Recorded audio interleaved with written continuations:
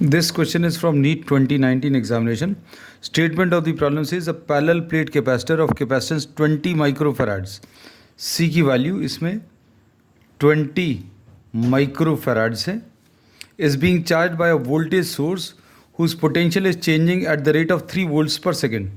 अब इसमें पोटेंशियल की वैल्यू चेंज हो रही है at the rate of dV by dt. This is given equal to 3 volts per second. The conduction current through the connecting wires and the displacement current through the plates of the capacitor would be respectively. तो main की concept जो इसमें use होता है कि conduction current and the displacement current these have the same magnitude. इन दोनों की मैग्नीट्यूड सेम होती है.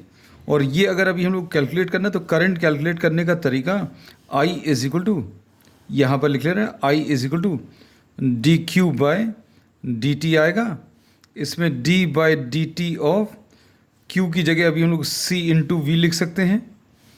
और इसमें c को बाहर लिख लिया, अंदर क्या बचेगा dv बाई डी टी. तो ये करंट की वैल्यू आ जाएगी. This in fact is the conduction current और द डिस्प्लेसमेंट करंट, दोनों की वैल्यूज़ सेम होंगी और ये इसके बराबर आएगा.